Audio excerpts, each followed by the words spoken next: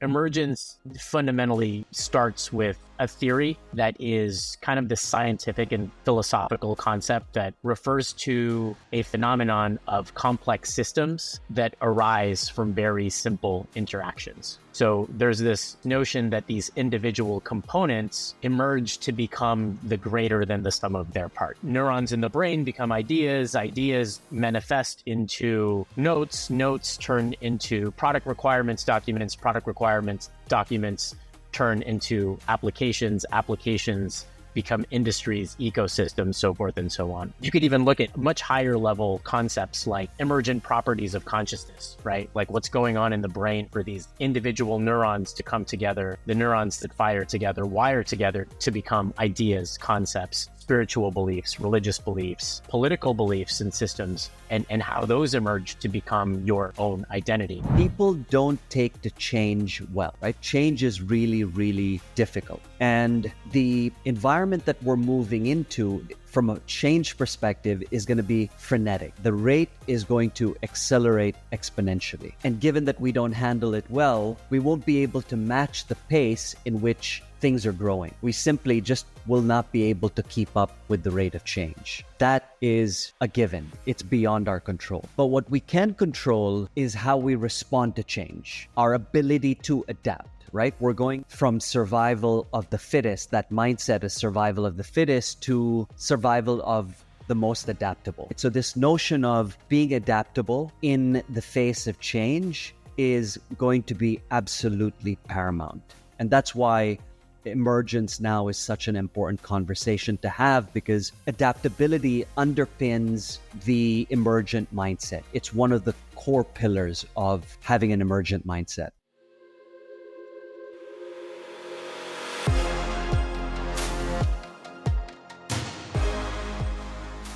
Nikos, my brother, how are you being? Dhiren, I am so super stoked to be here with you. Been looking forward to this podcast for a very long time. And let's dive into it. Indeed. I'm really excited about this podcast. It's been something that has been on my mind for quite some time now. So in this first episode, I was thinking we start off by giving our listeners some context. Who are we? How this podcast came to be, and maybe we touch on how we know each other. So let's start with who we are. Who are you, Nikos Acuna? Who are you? Oof, that is a crazy deep question that seems to be changing on a day-to-day basis, but I'll just start with who I feel like I am today. I'd like to believe that I am a person that is focused on fulfilling their purpose as it aligns with the greater good of humanity. But ultimately, from a career perspective, I consider myself a researcher, a technologist, and an entrepreneur. Been in the tech space for a really long time, over 20 years.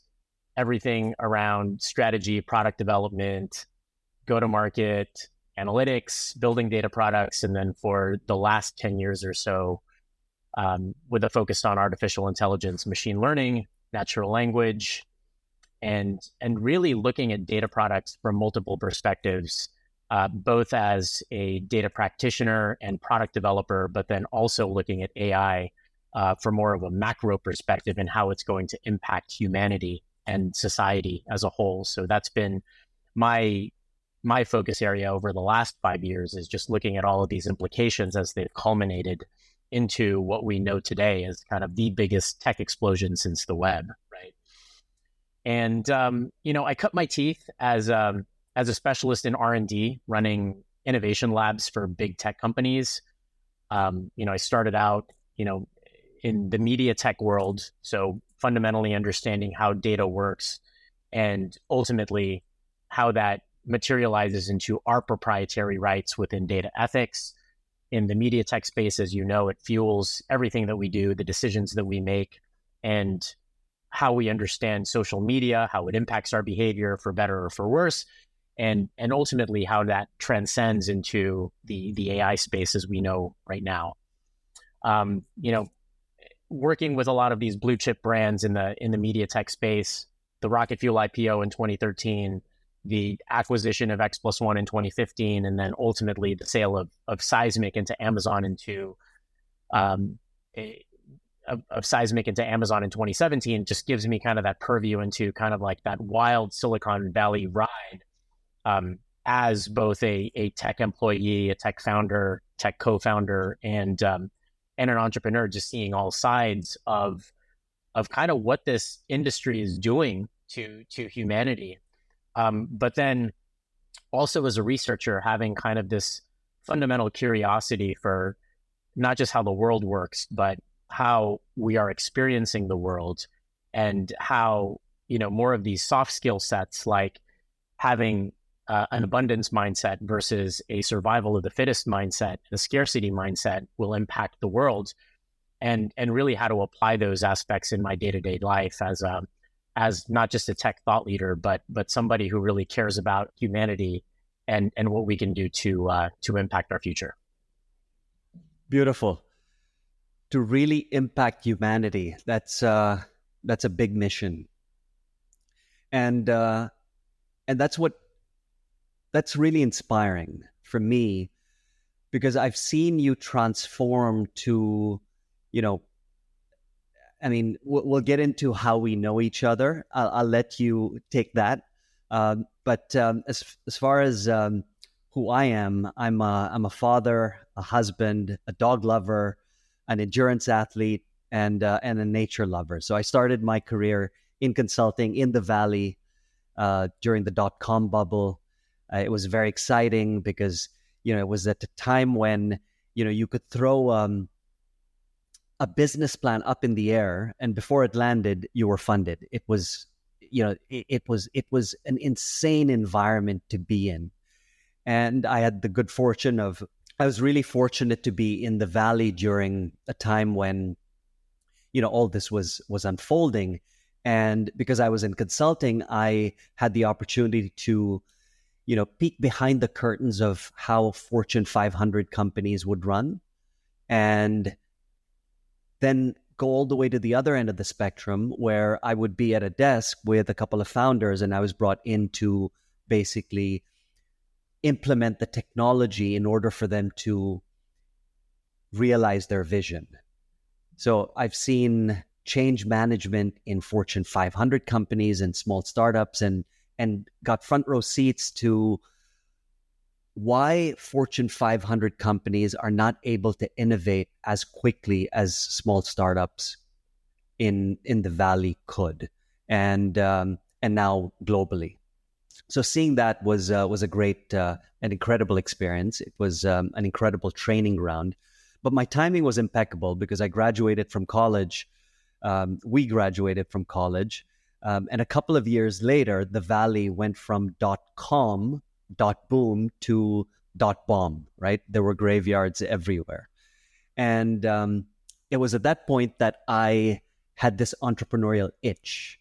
I wanted to be the master of my own destiny. So from there, I embarked on entrepreneurship. I've been involved in a number of businesses across a number of industries, but my background has been primarily in technology.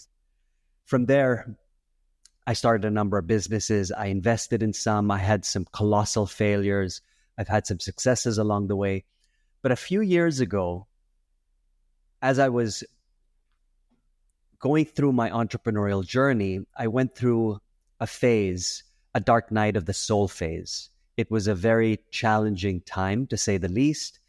And during that time, I was winning the outer game of everything we learned in school, in university, in all the learning events and the workshops that we attend, right? Scaling the business, going into new markets, developing culture, leadership, right? I was winning the outer game, but I realized that it was at the cost of my inner game. And that highlighted to me that I had to strike this balance between the outer game and the inner game. And what really broke the or the what broke the straw on the camel's back was when I was at a crossroads and I had to make this high stakes decision between being with my wife, who was 9 months pregnant at that point, or jumping on a plane to chase a business deal. Now, I wouldn't be telling you the story if I stayed back. I ended up jumping on that plane to chase the business deal. And from there, I made a series of suboptimal decisions where my actions were not aligned with my values. And when I came out of that phase, and we'll go into it in future episodes, but when I came out of that phase, it completely changed my lens on life, business, health, family. I mean, call it a coincidence or destiny. From there, I was approached by a few entrepreneurs to be a mentor. And so I started mentoring a few entrepreneurs in an organization that I'm a member of. And as I was mentoring them and coaching them and helping them build their business, as they were winning the outer game, it was at the cost of their inner game. So I could see the whole play all over again. What I went through was what they were going through.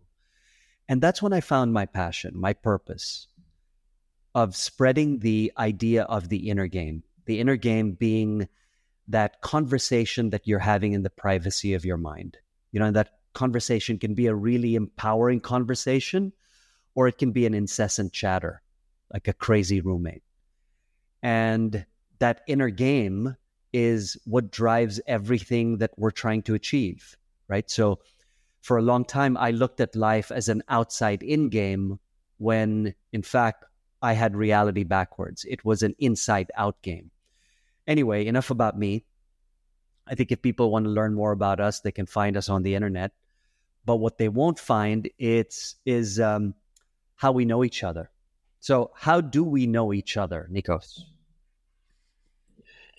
Yeah, and I'll connect a few dots there, because as you were talking about your personal journey, it's amazing to see just how much we have in common, right? So you had expressed that we can talk to each other just about anything, from the very superficial and, you know, sports, what's going on in markets, to crypto, to, you know, the technical aspects of business, and, you know, the quantitative aspects of what makes it successful. And we both have experience in building products and building businesses and making those successful, to the softer aspects of leadership, and how it kind of coincides with spirituality and your inner world, or your interior design, as I like to call it. And so it's fascinating to see you grow, because where we met was not, a place where you would think, oh, hey, you know what?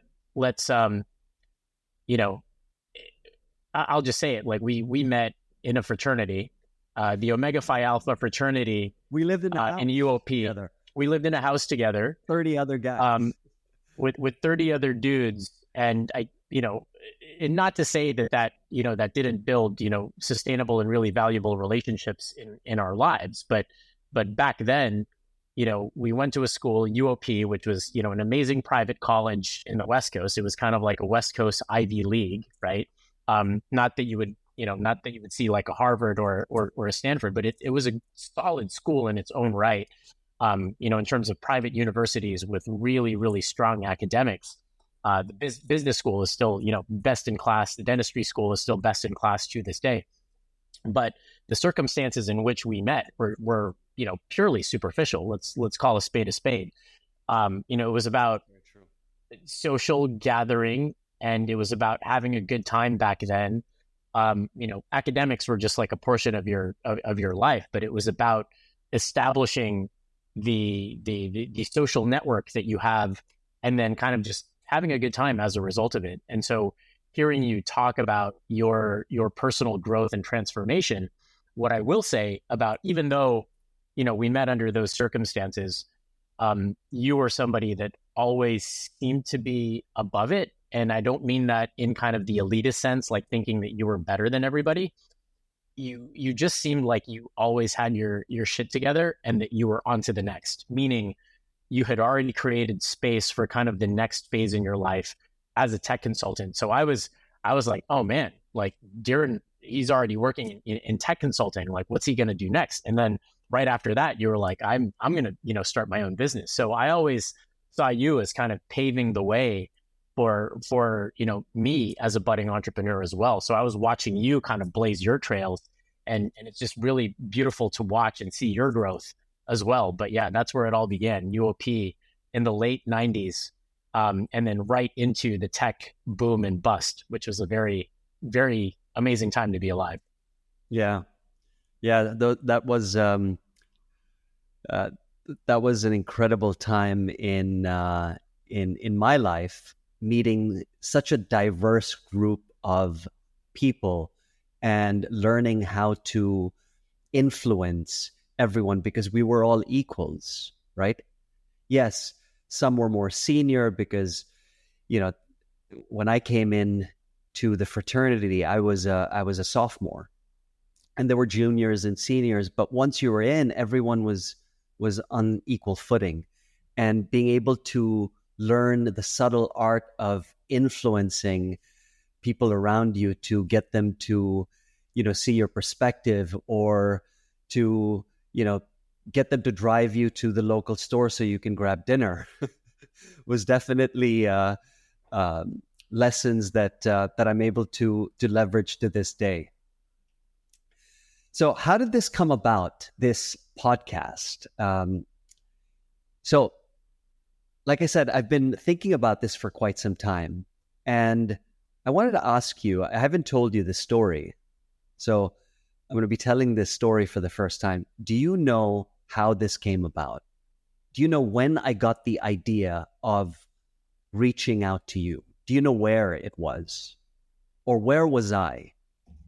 Where do we get most of our great ideas? Yeah, I feel like you're alluding to kind of like how these innovative cathartic moments happen, and they usually happen when you're not thinking about them. The most opportune time is when either you're half asleep, or you're standing under the shower and you get kind of this light bulb moment. I know I've been creating. I don't know the exact moment you got the idea, but I know I've been creating the space for it. So let's hear you. Let's hear it. How did that happen? That's exactly what happened, right? I was under the shower, and I was thinking, okay, what kind of format?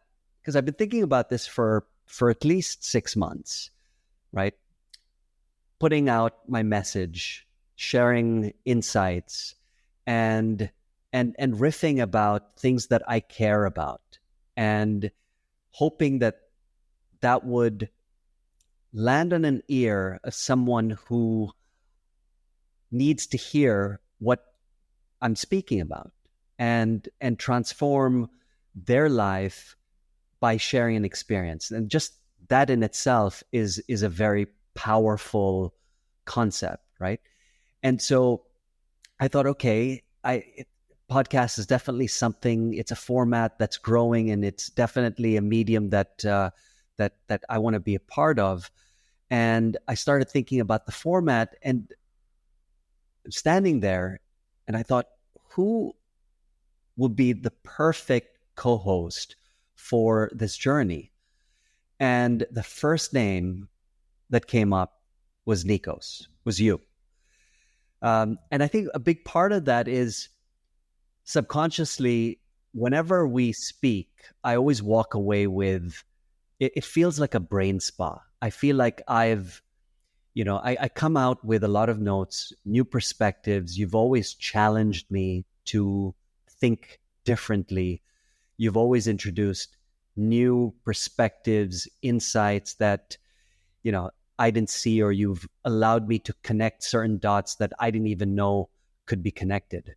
And so when the idea came, I reached out to you. And what did you say? You remember exactly what you said? Yeah, I said I've been creating space for this, and I was like, let's do it. I pretty much jumped on very quickly. Yeah. And to set some context for it, since I've been in build mode over the last 2 years or so, just kind of in the grind of tending to my own businesses, and and you kind of lose this notion of creativity. And I've been meaning to, and you could say that a lot, right? Like I've been meaning to do my own podcast that explores exactly this. And I set the intention for it. I created the space for it. It was around the macro themes around what's going on, what's emerging in AI, around tech, but also exploring kind of that sweet spot intersection between purpose-driven manifestation and core business strategies, and really being able to apply that in a way that could be very meaningful in my life. And, what was really interesting about it is that as I was creating the space for it, it was just, effortless. Like you hit me up about it and it was just like, without question, absolutely, let's do it. And it's like, there's nothing like, the universe just literally handing something to you when you've been asking for it. And so it was a no-brainer for me. So yeah, love how it happened. Well, I'm glad that you put it out to the universe and things fell into place. So here we are, great friends, fraternity brothers, putting our conversations online and going deeper in learning about ourselves and sharing that with all of our listeners. So now let's give our listeners the reason as to why this is an important conversation, right? Why emergence now? I think to start the conversation, let's define it. Let's define emergence, because it could be a pretty nebulous and abstract and squishy topic that could be approached from many angles, which is also why it's super interesting. So emergence fundamentally starts with a theory that is kind of the scientific and philosophical concept that refers to a phenomenon of complex systems that arise from very simple interactions, right? So there's this notion that these individual components emerge to become the greater than the sum of their parts, right? Neurons in the brain become ideas manifest into notes turn into product requirements documents turn into applications become industries, ecosystems, so forth and so on, right? You could even look at very, very much higher level concepts like emergent properties of consciousness, right? Like what's going on in the brain for these individual neurons to come together, the neurons that fire together, wire together to become ideas, concepts, spiritual beliefs, religious beliefs, political beliefs and systems, and how those emerge to become your own identity. So that's one aspect of it, right? What are these phase shifts that happen? How do these phase shifts happen such that you are transforming, you are growing as an individual? How does that shape your mindset, or how do you evolve from a rigid mindset? How do you break yourself free from these self-limiting beliefs to become more open-minded, to become a transcendent individual? How do you transcend your own personal limitations? And now I'm tying this very explicitly to how the subjectivity works in our experience, but also how it works in the collective realm of society and civilization, right? Because there's a lot more to unpack there just with respect to collective consciousness and how technology and humanity operate. But we could also, look at it from the perspective of the distinction between a scarcity mindset and an abundance mindset. Scarcity mindset coming from evolution, and an abundant mindset coming from this notion of surrender in the universe. So I'd love to get your thoughts on that and those distinctions. So that's really interesting, Nikos, because what I'm hearing you say with the emergence theory is that there are these larger systems and structures that shape our world, right? But because it's shaping our world, we're connected to these phase shifts that you mentioned.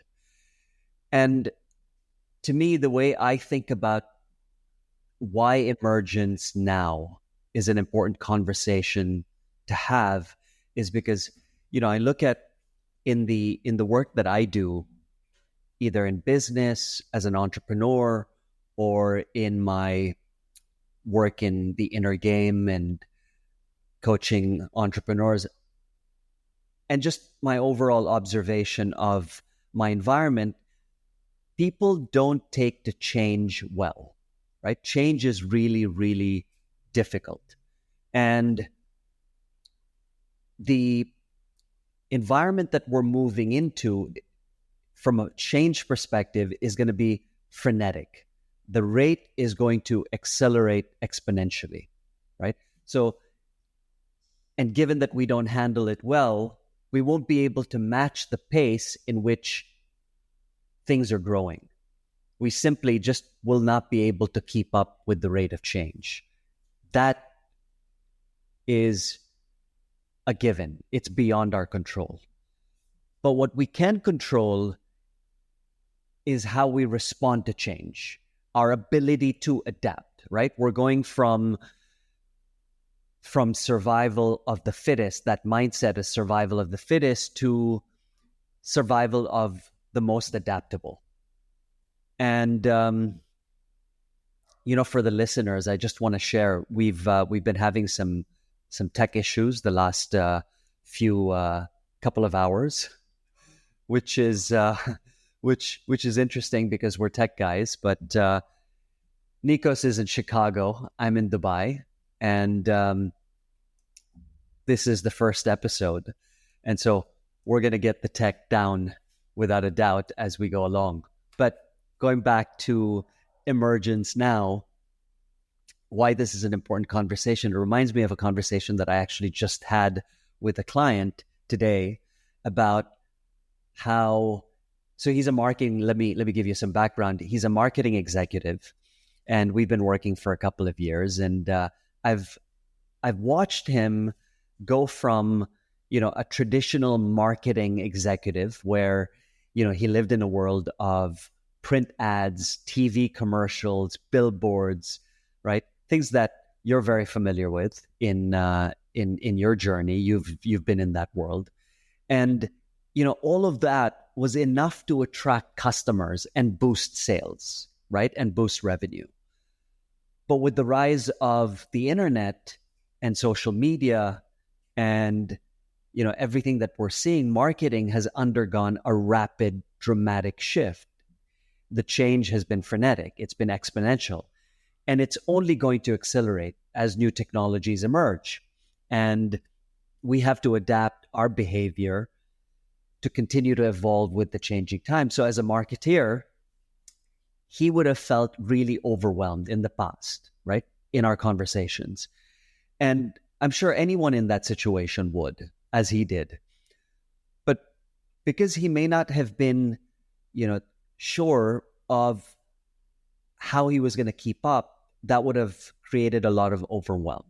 But what he quickly realized in our conversation today, he was sharing with me, what he quickly realized is that he didn't need to be an expert in any of the platforms or the trends that were taking place. What he needed was the ability to adapt quickly, right? He had to think creatively to the changing circumstances. So what he did was he made sure that his strategy was agile and that he was able to adapt and create this culture of the openness and the willingness to experiment, constantly experimenting and iterating in these changing times, right? So he took a page out of the playbook where he didn't have to be the fittest in his industry, but he made sure that he was the most adaptable, right? So this notion of being adaptable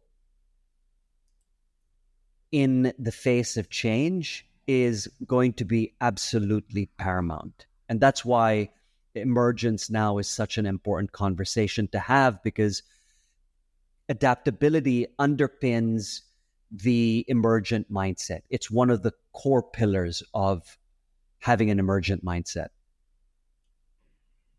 Absolutely. I think there's so many facets to that, just because building a career in tech, you learn agility very quickly, especially when you have these preconceived notions and assumptions of what you want. I mean, ultimately, you build a product and you go by the book and you decide on a product market fit and you size a market and you do analysis on your competitors and what you want to have as your differentiator. And then you have these assumptions about your users and ultimately how they're going to adopt your technology. How many times have you built that business plan and there had to be some kind of pivot along the way, some significant pivot where the product market fit isn't perfect. You have to adopt a new feature set. Your set of assumptions about the category are completely wrong just because the mind limits your entire scope as to what you get right versus what you get wrong, your assumptions. And ultimately, you have to have a very nimble mind and the open-mindedness and the awareness to know that what gets thrown at you, especially curveballs, and being an entrepreneur, that's really just part of the DNA, is that for certain the only thing that's going to be certain is that there are going to be challenges and roadblocks along the way. It's how you create this cultivated kind of culture such that you can move very quickly, but also make these micro changes in your strategy, such that the consequences of your failure are not so catastrophic that you need to pivot and move the entire business. So that whole notion, I think it was started at Facebook way back when, is to fail fast, right? And then all of these concepts around Silicon Valley around asking for forgiveness instead of asking for permission. Those things can go well when you're starting a company and you need to generate some momentum and basically build a ton of momentum around the team and create all of those opportunities. But we also know kind of the darker side of that, when you're messing with people's data and behavior modification now starts to get involved. Asking for forgiveness rather than permission is not as accepted when you're at the level of Zuckerberg today, or Sundar Pichai in looking at people's data and behavioral modification there. So there's lots of different ways to look at that, but the immediately applicable principle there is definitely the adaptation. It's the willingness to have a more open mindset, but at some level, which we'll definitely get into, is around letting go. What can you let go of with respect to a preconceived notion, and at what level can you relinquish control to either your team, where you're not controlling absolutely every single piece that moves. You're aware, but at some level, that relinquishing control may be for the benefit of the entire team so that you can dedicate your time to something else.